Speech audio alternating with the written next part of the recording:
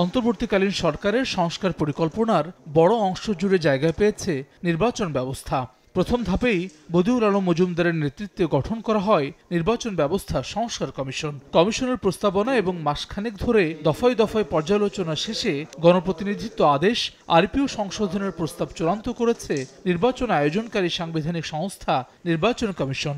নির্বাচনী আইন সংস্কার নিয়ে এরই মধ্যে অনুমোদনের জন্য পাঠানো হয়েছে আইন মন্ত্রণালয়ে। এবারের আরপিওতে বড় কিছু পরিবর্তনের পথে এএমএম নাসির উদ্দিনের নেতৃত্বাধীন ইসি। এতে ভোটার অনুপাতে নির্বাচনী ব্যয় আসন ভিত্তিক 25 লাখেরও বেশি করার সুযোগ, অনলাইনে মনোনয়ন জমার সুযোগ না রাখা, একক প্রার্থীর আসনে না ভোট চালু, জোটে ভোট করলেও প্রার্থীকে নিজ দলের প্রতীকে নির্বাচন করা, জামানত 20,000-এর পরিবর্তে 50,000 টাকা, রিটার্নিং অফিসারের ভোট বাতিলের ক্ষমতা, শিক্ষা প্রতিষ্ঠানের গভর্নিং বডির সদস্য হলে প্রার্থী হতে পারবে না এমন ছোট বড় 40 থেকে 44টি সংশোধন প্রস্তাব করেছে নির্বাচন কমিশন।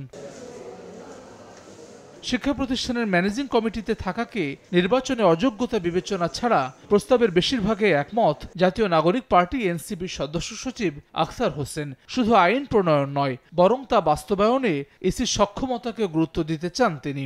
শিক্ষা প্রতিষ্ঠানের ম্যানেজিং কমিটিতে সমাজের সবথেকে গ্রহণযোগ্য যারা ব্যক্তিরা আছেন তারা থাকেন। এখন রাজনীতিবিদরা কখনো গ্রহণযোগ্য হতে পারবেন না, ব্যাপারটা তো এমন নয়। শুধু প্রস্তাবনার মধ্যে নয় বা শুধু আইনের মধ্যে সীমাবদ্ধ থেকে নয়, যেন সত্যিকার অর্থেই সেগুলোর প্রয়োগ থাকে এবং সেগুলোতে যদি কোনো ধরনের অপপ্রয়োগ তৈরি হয় সেক্ষেত্রে নির্বাচন কমিশন কি ধরনের ব্যবস্থাগুলো গ্রহণ করবে সেই বিষয়গুলো আমাদের কাছে এখন গুরুত্বের বিষয়। জামায়াত ইসলামীর এই নেতা বলছেন, আলাপ আলোচনা ছাড়াই চূড়ান্ত প্রস্তাবনা এনেছে ইসি। আরপিওতে পিআর পদ্ধতি যুক্ত না করলে নির্বাচন সুষ্ঠু হবে না বলে দাবি দলটির এই নেতার। আমরা অনেকদিন ধরে এই দাবিটা করে আসছি, কিন্তু ওনারা রোড ম্যাপ যেটা দিয়েছে সেখানে দেখলাম যে একটা প্রোগ্রাম আছে।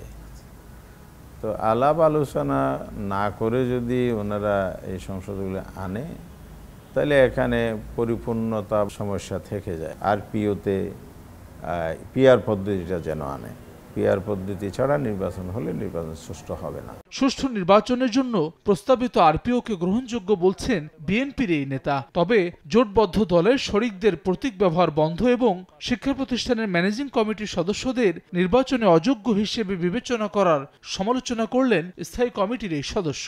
যেসব সংস্কার আনছে আমি কোনোটাতেই মনে করি ইলেকশনের সাথে কোনো কন্ট্রাডিকশন করে নেই। যেটা করেছে আমি মনে করি এটা জনগণের কাছে গ্রহণযোগ্য, আমরা রাজনীতি আমাদের কাছে গ্রহণযোগ্য। জোটের যে প্রার্থী হবে, যে জোটে যে লিড করবে তার মার্কাটা নেওয়াতে আমি কোনো অসুবিধা দেখছি না। স্কুল কলেজের গভর্নিং বডিতে বিদ্যা উৎসাহী মানুষ থাকে অথবা ওখানকার জনপ্রতিনিধিরা থাকে। এখন একেবারে জনপ্রতিনিধি থাকতে পারবে না, সম্পর্কে থাকতে পারবে না, এটা আমার মনে হয় যে রাজনীতিবিদদেরকে একটু খাটো করা হচ্ছে আর কি। স্বচ্ছতার সঙ্গে বাস্তবায়ন করা গেলে প্রস্তাবিত আরপিও ভালো নির্বাচন উপহার দিতে পারবে বলে মত এই নির্বাচন বিশ্লেষকের। নির্বাচনী সংস্কৃতি পরিবর্তনে রাজনৈতিক দলগুলোকেও সহযোগিতার আহ্বান তার। Monitor by the political parties, কারণ এটাতে পলিটিক্যাল পার্টিকে উদ্বুদ্ধ না করলে হবে না।